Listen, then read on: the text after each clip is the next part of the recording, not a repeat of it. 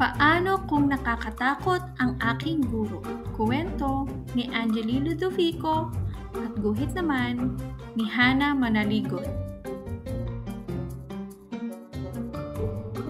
Halina at pakinggan natin ang kwento ngayong araw. Unang araw ng pasukan. Kinakabahan si Toto sa kanyang pagpasok.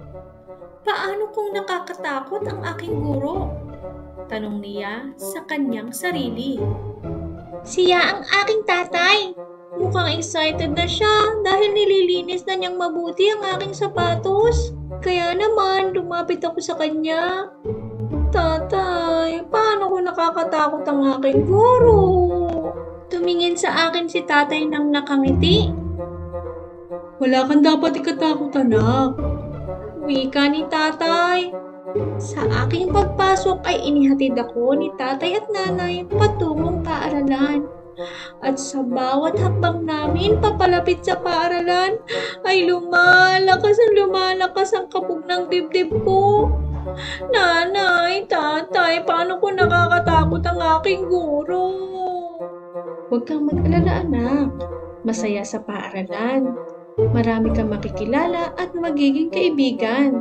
Nakangiting sabi sa akin ni nanay. O Toto, andito na tayo sa iyong silid-aralan. Hanggang dito na lamang kami ng iyong tatay. Babalikan ka namin mamaya pag uwian na, ha? Nanay, tatay. Tawag ko sa kanila.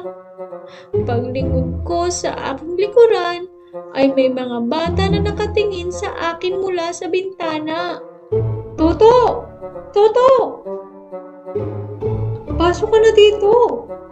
Wika ng isang lalaking nakangiti na nag-aabang sa tabi ng pintuan ng aming silid-aralan.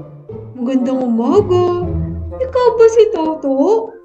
Wika ng isang lalaki na may maamo at masayahing mukha. Opo. Ako nga pala, si Sir Tony. Ako ang iyong magiging guro dito sa kindergarten. Halika, pasok ka.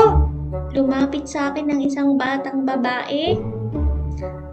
Halika, laro tayo. At pagpasok ko sa loob ng aming silid-aralan, wow! Ang saya naman dito. Marami akong makakalaro. Napalitan ng saya ang takot na aking nararamdaman kanina.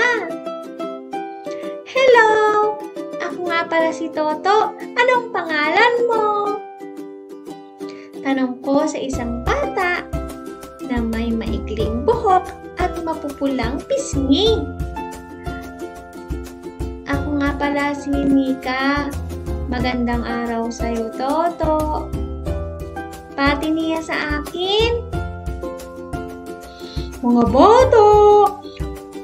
Wika ng aking guro. Halina! At tayo'y umawit! Lumapit kami sa aming guro at sabay-sabay kaming nag-awitan. Napakasaya pala talaga dito sa paaralan. Napakabait ng aming guro at ganon din ng aking mga kaklase.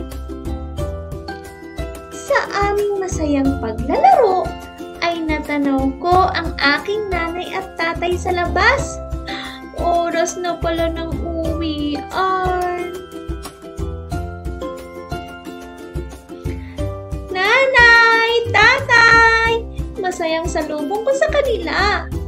Nanay, tatay, ang saya pala sa paaralan. Mabait at masiyahin ang aming guro.